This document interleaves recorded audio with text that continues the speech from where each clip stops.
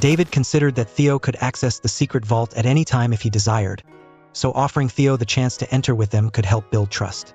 Meanwhile, Theo contemplated the treasures that might be hidden within the secret vault of the esteemed Yi family from the prosperous era in the Yan'an region. Reflecting on the limited number of alchemists who could potentially oppose him, Theo pondered whether he might be tempted by unwarranted desires and act inappropriately. Theo recalled Julian's words from his youth, emphasizing the importance of not overlooking treasures when one has the power to obtain them. Julian cautioned against trusting anyone in the world, highlighting how many alchemists prioritize achieving deity status regardless of the means. Julian warned against naively giving away treasures to individuals with whom there is no deep connection, questioning the sincerity of others' intentions.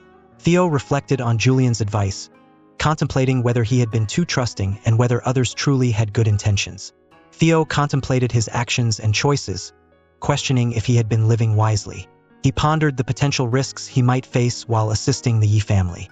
Theo recognized that none of the Yi family members had attained the law of spirit energy level, meaning they posed no threat to him. However, he wondered what might have occurred if they had wielded significant power. Reflecting on the Yi family's treatment of him, Theo considered whether their respect and gratitude stemmed solely from his strength compared to their weakness. Upon receiving a call from Troy, Theo listened as Troy mentioned Julian and questioned whether Julian had treated him well and earned his trust. Troy acknowledged that Theo had developed a strong sense of affection, valued relationships, and placed trust in others because of their influence. Troy highlighted that Julian's warning stemmed from concern for Theo's kind nature. However, Troy reminded Theo to consider the individuals who had assisted him, noting that good people would remain good while bad individuals would continue on their negative path. Theo received a call from Mira. He acknowledged that he had been consumed by negative thoughts, driven by greed for the treasures within the secret vault. Recognizing the temptation to harm the Yi family and steal the treasures while harboring suspicions, Theo realized the importance of resisting such foolish impulses. Despite the eagerness of the others to enter the secret vault swiftly, Theo understood the need to pause and reflect. Eventually, Theo made the decision to join them in entering the secret vault together, choosing to set aside his negative thoughts and act with integrity. As Theo explored the secret vault, he marveled at its vastness, realizing that the treasures were not merely confined to a small space. Observing the abundance of treasures within, Theo recognized the potential for the Yi family to thrive if they could overcome their current crisis. While the Dan pills were impressive, Theo noted the presence of superior-grade Dharma tools and middle-grade talismans, requiring continuous effort to control and utilize effectively. He understood that relying solely on Dan pills to enhance their strength might not be sufficient to shift the odds in their favor in the impending battle against the Huang family. While observing the treasures in the vault, Theo's attention was caught by a collection of amulets. He noted that unlike other items, using amulets did not deplete energy and could be effective even for alchemists on Dan development. Theo realized that many of the amulets were high-grade, with a significant number being superior-grade, similar in potency to Dharma tools. Recognizing the potential of these superior-grade amulets to provide substantial assistance, Theo became optimistic about their utility. Additionally, he discovered numerous books containing unique and powerful magic arts within the vault. Theo understood that the family's qigong and magic arts could be quickly mastered from these books, offering significant effectiveness in a short amount of time. Mira examined the contents of the pouch. She noticed that Charles's bracelet had lost its radiance, signifying a change in its condition. Remembering that the crystal protection bracelet consisted of 12 beads, she suggested setting aside 24 of them from the treasures in the pouch. David expressed gratitude for Theo's significant contributions but explained that the treasures inside were designated for rebuilding the family and couldn't be shared. Theo, smiling, reassured David that he understood and respected the purpose of the treasures for the family's restoration. David reflected on Henry's trust in Theo, contrasting it with his own concerns about how Theo might act in the presence of significant treasure. David worried that Theo might be tempted to harm them and steal the treasures. However, he observed that Theo was simply examining the treasures in the secret vault without showing any signs of greed. David acknowledged that in many cases, alchemists would persecute and plunder their own families for personal gain. David expressed his gratitude for Theo's assistance, highlighting how Theo went above and beyond to unlock the secret vault and retrieve their jade plaque. He insisted that Theo should choose anything he desired from the treasures inside the vault as a token of appreciation. Theo, taken aback by the offer, questioned if David was truly comfortable with such generosity. David expressed his deep sense of obligation, sharing that he would feel ashamed before his father if he couldn't offer at least 1 or 2 treasures to Theo. Theo, touched by David's sincerity, relented and accepted the offer. Inwardly, Theo considered the array of treasures inside the vault, acknowledging that there wasn't a single item he didn't appreciate. However, he reflected on his progress in breaking through the gates of spirit energy and advancing 2 stages of the law of spirit energy, realizing that his improvement had stabilized. Contemplating what he truly needed the most, Theo understood that the answer was clear. Theo expressed his desire for a Dan pill that could enhance the spiritual energy of a law of spirit energy alchemist. David acknowledged Theo's request and mentioned that the pill in question was the Great Protection Elixir.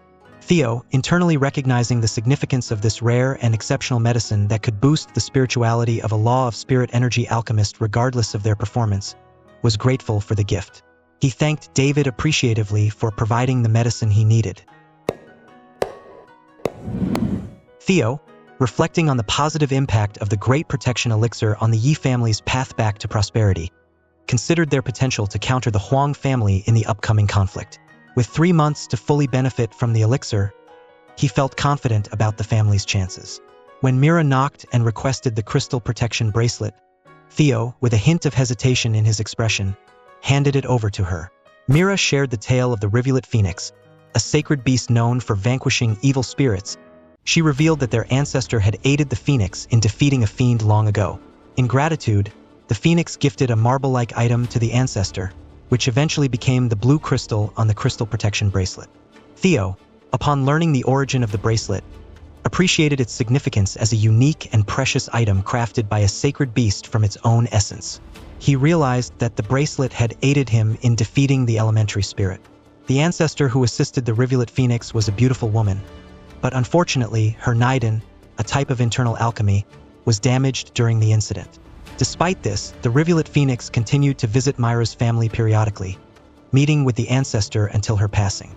Even when the ancestor aged and lost her vision, the phoenix remained faithful in its visits, showcasing a deep and enduring connection between the sacred beast and the family. Theo realized that Yona was a celestial being, born from the union of a sacred beast and a human. Pondering the connection between the rivulet phoenix and the ancestor, Theo asked Mira if she thought the phoenix could have developed feelings for the ancestor. Mira expressed that while the phoenix would have been grateful and felt indebted, she believed it didn't love the ancestor. Instead, she suggested that it was more likely that the ancestor harbored one-sided feelings of admiration or affection for the rivulet phoenix, which she found to be a pity. Mira informed Theo that everything was settled, and her father had granted permission for him to keep all the treasures. She added that she had placed 12 more crystals in the silk pocket of the bracelet for him to use when needed. Theo expressed his gratitude and assured Mira that he would make good use of the crystals. Mira thanked Theo for his efforts in defending their family and for showing restraint by not coveting the treasures within the secret vault. Theo responded affirmatively, emphasizing his commitment to their cause. Theo calculated that it would take approximately a month to fully absorb the effects of the Great Protection Elixir. Acknowledging that the elixir was renowned as the best medicine for enhancing law of spirit energy, he noted that a single pill had already boosted his spiritual energy. Determined to complete the process, Theo decided to take the final pill. When a servant informed him of a visitor, Theo instructed them to lead the guest to the guest room. Internally, he felt a sense of anticipation, realizing that the moment he had been expecting had finally arrived. Theo called out for Yona, but it was Dante who entered the room instead. Surprised by Dante's arrival, Theo greeted him warmly. Dante teased Theo, questioning who Yona was and remarking on Theo's smile, suggesting he might not be the guest Theo was expecting. Theo inquired about how Dante had been, but Dante swiftly redirected the conversation, focusing on Theo instead. Shocked by rumors of Theo's supposed marriage to a woman despite his preference for men, Dante questioned his friend's actions. Theo clarified that he had spread false rumors about his marriage to lure Yona to him, but he found it amusing that Dante had arrived instead unexpectedly. Dante expressed his surprise that Theo had not been expecting to meet him and questioned the validity of the marriage rumors. As another visitor was announced, Yona entered and playfully teased Theo about the rumors of his marriage and his preference for men. Theo, feeling exasperated by the situation, clarified that all the rumors were false and requested to be spared from further embarrassment. He jokingly mentioned that he had already endured enough teasing from Dante. Dante remarked that Yona was even more mischievous than Theo, who he already considered to be quite a character. Curious about their background, Dante inquired about the sect they belonged to. Theo revealed that they were from the Iron Sphere sect. Surprised by this revelation, Dante found it hard to believe that the Iron Sphere sect had trained them. Despite his skepticism, he decided to drop the subject. Dante then politely introduced himself to Yona as Elder Dante and suggested she call him by that title if she preferred. Yona, however, humbly declined the honorifics, acknowledging Dante's seniority in both age and training. Dante playfully mentioned his surprise at Theo's rumored marriage, implying that it was unexpected for someone as stubborn as him. Yona chuckled at the rumor about Theo neglecting his supposed wife for a mysterious reason, finding it amusing. Dante empathized with Yona, acknowledging that she must have endured a lot due to the rumors and teasing. Suddenly, Grace and Wayne arrived, mentioning Dante's presence. Wayne expressed joy at seeing everyone and suggested sharing a drink to celebrate the occasion. Excited about the idea, Dante agreed, and they all began to enjoy their drinks together, toasting to their gathering. Theo asked Yona if they could have a private conversation to discuss uncovering the truths about Vicky's death. Yona, acknowledging the interconnectedness of their situations with Vicky's passing, agreed to cooperate. Theo expressed his gratitude for her willingness to help and inquired about any progress she had made during her solitary training. Yona confirmed that she had indeed seen improvements, but lamented that she couldn't showcase her skills with the divine fire cudgel in front of the Y family. Theo reflected on the Yi family's consistent requests for a martial arts duel, speculating that the Y family had likely declined due to their strong backing. He understood that the Y family had little incentive to accept the challenge since duels restricted the participation of alchemists and prohibited fatal outcomes. Despite this, Theo celebrated his recent advancement to 4 stars in the Law of Spirit, attributing it to the Great Protection Elixir. Additionally, Wayne provided numerous high-level amulets to support Theo. Wayne expressed regret that he couldn't directly participate due to his family responsibilities, but urged Theo to utilize the amulets to compensate for his absence. As David exclaimed that it was an ambush, Theo swiftly utilized his Dharma tool to shield and defend against the unexpected attack. Theo, confident in the combined strength of Yona and Dante fighting alongside him, felt assured that they would emerge victorious. Meanwhile, David felt a sense of embarrassment for stubbornly holding onto the amulets. Recalling Theo's earlier advice to focus on defense and refrain from attacking, David realized the importance of Theo facing the Law of Spirit alchemist alone. Despite himself and Henry achieving heavenly birth status without reaching the Law of Spirit, they understood that with the power of the amulets, they could temporarily defend against a Law of Spirit alchemist. David recognized that Theo, Yona, and Dante were the spearheads and leaders of the Yi family. Their role was crucial in engaging with the Law of Spirit alchemists, while David and his allies were tasked with withstanding the attacks directed at the trio.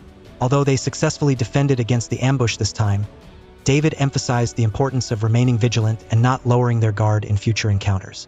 Theo contemplated that the 3 Law of Spirit energy alchemists at the forefront of the enemy forces would likely be the most skilled and experienced adversaries.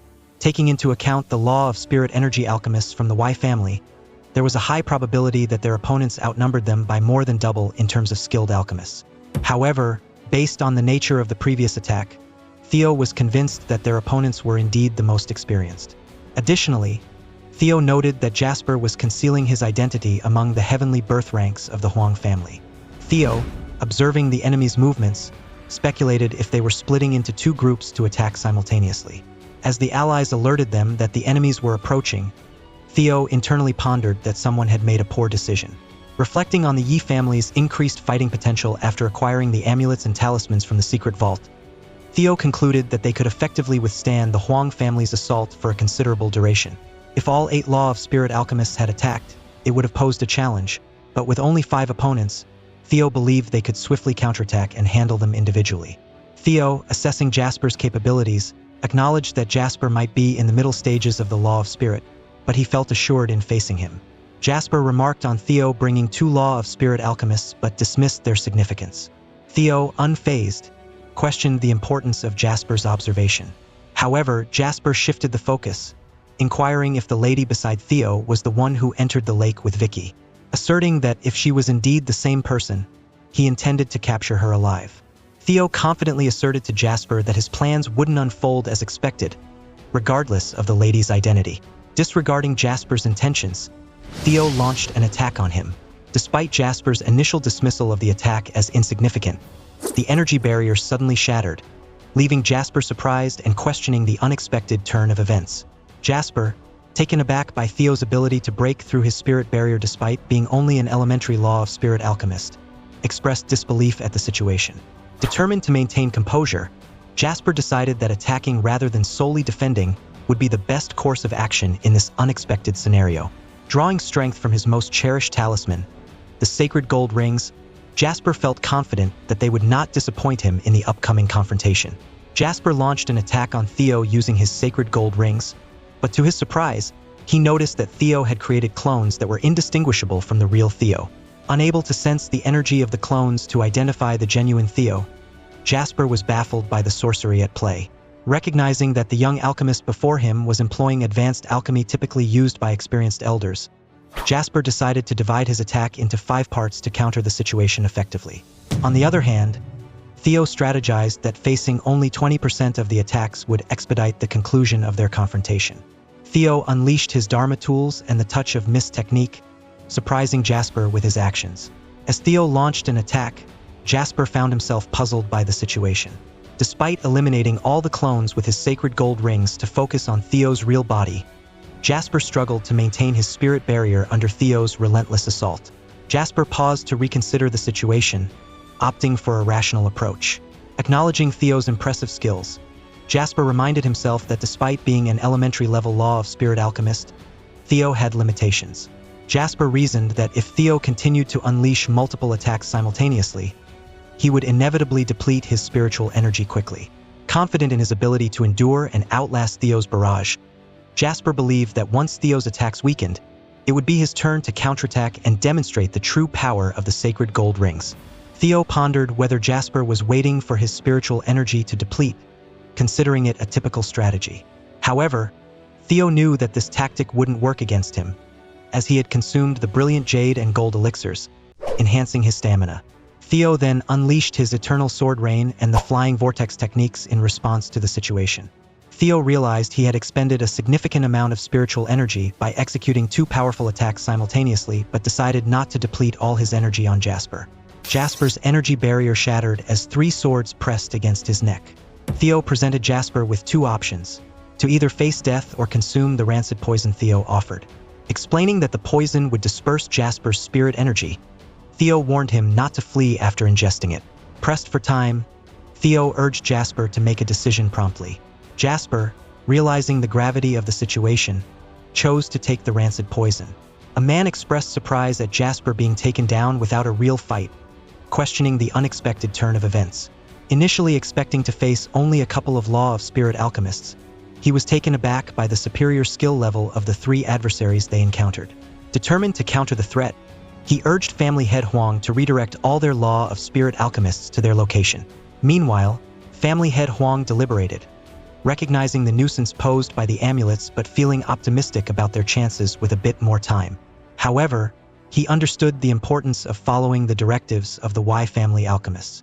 The family head declared that with one final push, they would crush the Yi family alchemists and ordered an attack. The people echoed their agreement, noting that the Yi family had been preoccupied with defense and would likely struggle to mount a counterattack. David noticed the 3 Law of Spirit energy alchemists moving in a particular direction and urged immediate action, calling for a full-scale attack. The enemy was caught off guard by the sudden offensive move. The man expressed disbelief that Jasper, whom he considered insignificant, had been defeated by a seemingly low-level Law of Spirit energy alchemist. Suddenly, there was a disturbance, and the energy barrier cracked, leading to the man's defeat.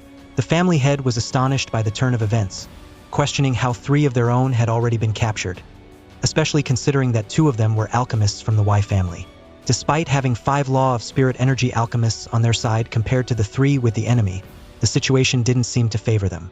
Additionally, he was dismayed to learn that their forces were being pushed back by what he deemed as lowly members of the Yi family.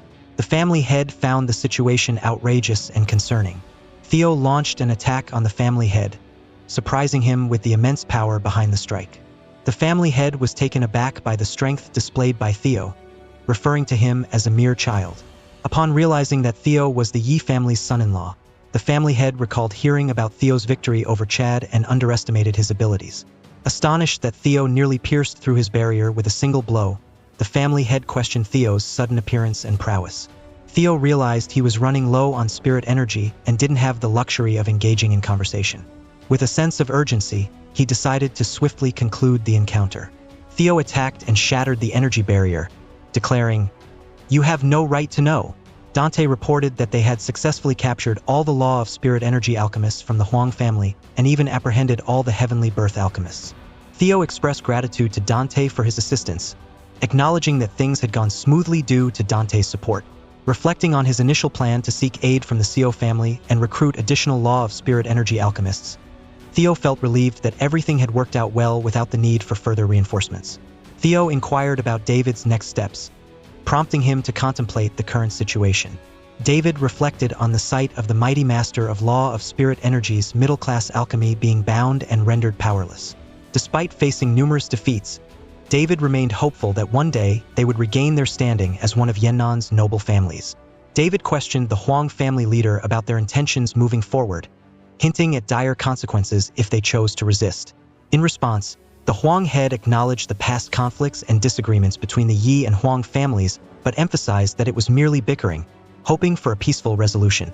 David pointed out the contradiction in the Huang head's words, highlighting the attack orchestrated by the Y family members despite the absence of mutual hatred between their families.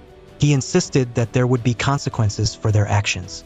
Faced with the impending repercussions, the Huang head pleaded for mercy, offering to accept any conditions and even proposing to relinquish their family's spirit stone mine. David, holding his sword towards the Huang head, remarked on how people tend to speak irrationally when faced with death. He offered to spare the Huang head's life under the condition of creating an official document in the presence of an official committee. The Huang head agreed to the terms. In his thoughts, David revealed that he had no intention of resorting to violence. Instead, he aimed to secure a peace treaty, requiring the Huang family to relinquish a portion of their wealth. He envisioned a future where the Yi family would grow in power and influence over the centuries, establishing themselves as a formidable force. Dante praised David's improvement in sword arts, acknowledging that the rumors about his skills were not exaggerated. David, smiling to himself, resolved to establish the foundation and ensure its success. Theo contemplated the resolution of the conflict between the Yi and Huang families, aiming to settle his own feud with the Y family soon. However, he couldn't shake off the unsettling words spoken by Iris about the Yanam nation being on another continent. Although he suspected that Iris might have mentioned it to provoke him, he couldn't ignore the possibility that she was telling the truth, as she didn't appear to be the type to lie. Theo realized that the difference in language between the Daewon and Yanam nations could be attributed to their location on separate continents. He pondered the vastness of the Daewon nation, where teleportation portals were commonly used for travel. However, the possibility of reaching the Yanam nation, located on a different continent, seemed challenging. Theo wished for the existence of a teleportation portal connecting the two nations, making travel between them easier. Theo sensed the presence of the breath of the sun, indicating the arrival of the person he had been anticipating. Outside, Dante, Yona, and people from the Sio family in Choksan had already gathered, likely detecting the new presence as well. Theo expressed his intention to visit the elder soon, but the elder had arrived first. Theo humbly asked for forgiveness as a junior. Concerned, the elder from the Y family inquired about the 5 family members who were reportedly taken as prisoners, seeking information on their whereabouts. Theo assured the elder that he had no issue revealing the location of the captured Y family members. However, the elder had set up a sound barrier for privacy. Theo acknowledged that their past conflict stemmed from the elder's attempt to capture and interrogate him regarding the disappearance of his daughter, Vicky. He emphasized that the situation had nothing to do with the Yi family and had already shared all the information he had on the matter. Theo conveyed his hope that the elder would reconsider his trust in him despite their previous discord. The elder expressed his initial skepticism, finding it absurd that Theo hadn't escaped given his evident skills. However, he decided not to make accusations until solid proof was obtained. Theo expressed gratitude for the reconsideration. The elder pledged to dedicate himself to investigating the events inside the rift and assured Theo that if he was innocent, there would be no issue. Theo readily agreed, affirming his cooperation in the investigation. No alchemist, apart from Yona and Theo, managed to escape from the Palace of the Lakes. Additionally, The portal to the palace was inaccessible for the next 300 years. Even if the body was discovered at that moment, the elementary spirit was the true culprit, making it impossible for the Y family to take any action against them. The elder inquired if everything was resolved, instructing for the release of the imprisoned men. Theo clarified that while a previous matter had been settled, it was unrelated to the terms for releasing the prisoners. He expressed that the current resolution was something that should have been addressed initially, emphasizing the separation between the two issues. The elder acknowledged that there was a condition for the release of the imprisoned men and asked Theo to state his terms. Theo expressed relief that the alchemists of the Y family were unharmed and still skilled, ensuring that the Y family strength remained intact despite the confrontation. He then proceeded with his conditions, requesting 20 special-grade spirit stones per alchemist, totaling 100 spirit stones for the 5 alchemists. In return, he promised to return the talisman and pouch of abundance untouched. The elder contemplated Theo's request for the price of a well-made mid-class talisman for the 5 alchemists. He expressed doubt about the fairness of the demand. In response, Theo defended his proposal, believing it to be a reasonable price. He highlighted the value of the talismans carried by the alchemists of the Y family and emphasized the difficulty in quantifying the worth of a law of spirit energy alchemist in spirit stones. Theo mentioned that he had already reduced the price out of respect for the elder and the reputation of the Y family, stating that he could not further decrease the price by even 1 spirit stone. The elder acknowledged that 100 special-grade spirit stones was a significant amount but deemed it preferable to losing the 5 alchemists. Reflecting on the situation, he mused that it might have been better if the alchemists had been killed in battle. Eventually, he acquiesced to Theo's conditions with a resigned acceptance. The situation between the Y family and the Huang family was resolved through documentation in front of the provincial inspector, settling any disputes.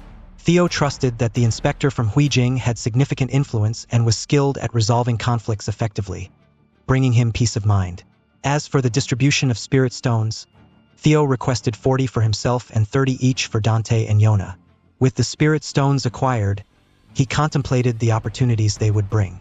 Dante playfully hit Theo on the back, laughing about receiving 30 special-grade spirit stones without having to do anything.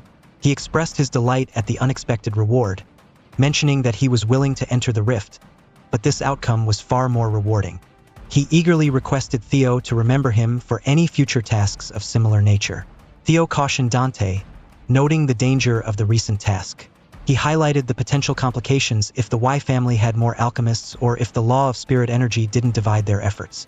Theo assured Dante that if he ever needed his help in the future, he would ensure the work was safer. Dante appreciated Theo's kind words and emphasized that for an alchemist to progress, they must face danger and challenges rather than avoid them. With the spirit stones in hand, he expressed his intention to search for a talisman, indicating his readiness for further advancement. Theo bid farewell to Dante, agreeing to catch up later. It was heartwarming to witness Dante's happiness, especially since he used 2 Dharma tools instead of a talisman. Yona's swift departure to the Yi family for training hinted at unspoken animosity buried within her. Feeling a sense of solitude, Theo acknowledged the current circumstances and decided to focus on the plans he had in mind. Theo inquired about the most precious elixir, to which the merchant explained that elixirs compatible with the law of spirit energy were auctioned to the highest bidder, with numerous families eagerly vying for them. Disappointed by this revelation, Theo lamented the competitive nature of acquiring such elixirs. However, undeterred by the challenge of purchasing them, he resolved to create the elixirs himself if necessary. Theo contemplated whether to create an elixir for Wanwan. He recognized the significant cost of spirit stones and the potential danger of consuming the wrong elixir, which could lead to death. However, the effectiveness of elixirs surpassed that of sacred herbs. He was confident in his knowledge and ability to select elixirs suitable for magical beasts, drawing upon the teachings of his second master. He hoped that Wanwan's growth would be as impressive as Dante's white cloud crane, recalling the crane's impressive performance against a law of spirit alchemist. Theo encountered an old woman from the Exian sect, expressing his displeasure at her presence. The old woman conveyed Iris's desire to meet with him.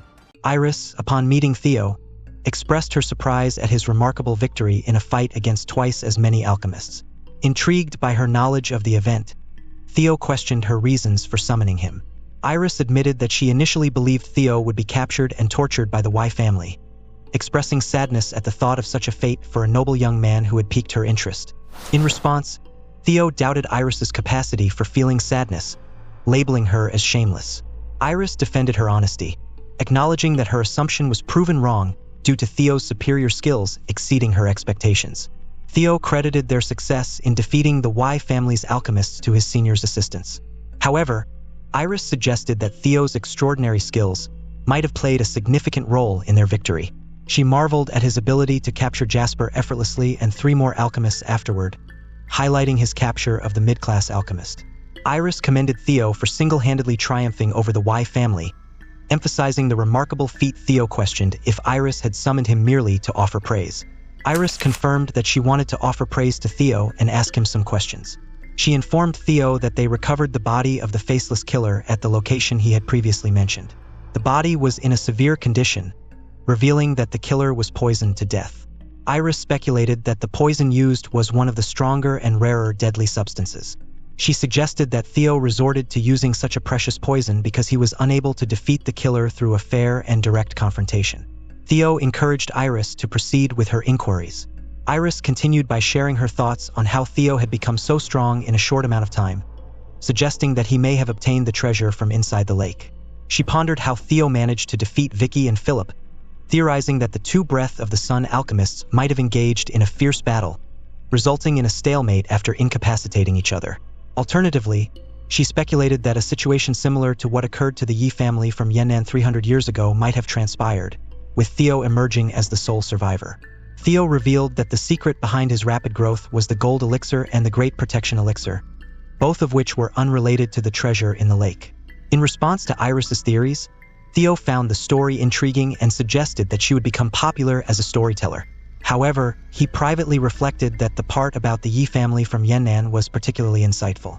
Iris informed Theo that the rift would reopen in 30 years, while the treasure inside the lake wouldn't reappear for another 300 years, leaving the events shrouded in mystery unless Theo or the lady with him spoke up. Theo reiterated that he had already shared the truth and didn't know what more they wanted from him.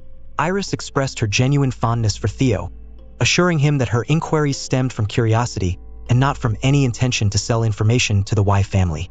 She proposed collaborating if any intriguing opportunities arose in the future. Theo inquired about whether the Exian sect engaged in buying and selling information and questioned what other tasks they undertook. Iris reminded Theo of his previous proposal to assist him in reaching the treasure inside the lake. She explained that the sect occasionally dispatched alchemists to hunt magic beasts, collect sacred herbs, or uncover hidden treasures. Due to a shortage of manpower, they often hired alchemists to carry out such missions. Theo asserted his preference for working with trustworthy individuals and expressed that he did not find Iris to be someone he could trust. In response, Iris indicated that she assessed people based on their utility to her rather than solely on trustworthiness. She found Theo to be a charming person by her standards of usefulness. Iris acknowledged that some might consider her approach shallow but expressed a desire for others to evaluate her based on similar criteria. She aspired to be someone valuable to others. Theo privately contemplated that while sacred herbs, magic beasts, and treasures were appealing, they did not align with his current interests. He informed Iris that he had no interest in debating their differing standards and indicated his intention to depart if she had nothing further to discuss. Iris remarked that the distance between the Yanam nation and the east of the Daewon nation was immeasurable. Theo inquired if Iris had any additional information to share. Iris reiterated her desire to become a valuable person and emphasized that she wouldn't jeopardize her worth by revealing all her knowledge. When Theo asked what she wanted from him, Iris cryptically responded with, "Who knows?" She expressed her wish to be someone Theo could trust, citing his preference for trustworthy individuals. Theo learned about the 7 silver-scaled snake from Iris and considered that she wasn't someone who would set traps, making it safe to proceed. The snake was an S-class magic beast from which Iris needed venom. She explained that it was becoming challenging to develop poison immunity using the poisonous herbs available to her. While Theo gained more information about the Yanam nation, he hesitated to head east recklessly. Theo came to use the teleportation portals, prompting him to consider looking into a memoir. The story narrates the tale of an alchemist from the Yanam nation who traveled across various nations, eventually settling in the nation of Daewon, where he penned his memoirs and compiled his knowledge into a book before his passing. However, the book remained unread as it was written in a foreign language. Despite the General Assembly's purchase of the books in hopes of finding someone who could decipher the text, no one could. Over time, interest waned, and the book was left forgotten in a corner of the General Assembly's library. Theo responded with a neutral, "Is that so?" to Iris's story, prompting her to express disappointment at his lackluster reaction. She revealed that she had to personally visit the General Assembly to obtain the information, indicating the effort she had put in. Theo acknowledged the trouble she had gone through, to which Iris nonchalantly replied, "Well, whatever." She then commented on Theo's eagerness to acquire the books based on his actions. Theo reflected that there was a strong possibility that the unread language in the Daewon Nation was the language of the Yanam Nation that his masters had taught him. He felt it would have been ideal if Iris wasn't involved in the situation. The servant informed Theo about a portal for 8 people and mentioned that if he wanted to use it alone, he would need to pay the price equivalent to 8 people. Theo decided to wait nearby until the other spots were filled. In his thoughts, Theo focused on his current task of defeating the 7 silver-scaled snakes and returning with the loot. He observed that it only took 8 days to fill the remaining spots, indicating a significant number of alchemists going to the destination, likely due to the abundance of sacred herbs in that area. Theo observed the alchemists with cloud design sleeves, identifying them as members of the Empty White sect, known for its significant power. He acknowledged that not all members of the sect were necessarily pure and righteous, as they were divided into different groups based on their beliefs, skills, and alchemy practices. While Elder Bob's family, aligned with the sect, had corrupt leaders, Yona's family and their faction were described as angelic, kind, and amicable. Theo, as an independent alchemist, understood the importance of remaining vigilant and not lowering his guard in such diverse and potentially conflicting environments. Theo observed 2 elders, each at the first and middle stages of the law of spirit energy, and the other 2 individuals were heavenly births. He speculated if they were master and disciples. Theo wondered when the other 3 individuals would arrive. Meanwhile, an observer noted Theo's youthful appearance despite his knowledge and involvement in the law of spirit energy. An alchemist expressed excitement about the prospect of encountering many rare sacred herbs, while another alchemist jokingly questioned if they were being deceived this time. The mention of the Empty White sect spurred them into action, prompting them to rush towards the portal. Theo observed their apprehension, realizing they might be anxious after making alchemists from the Empty White sect wait. He reflected on the need for caution as an independent alchemist when interacting with those affiliated with a sect. All 8 individuals gathered inside the portal, and the servant prepared to activate it. Theo declared his intention to embark on the mission to hunt down the 7 silver-scaled snake with determination.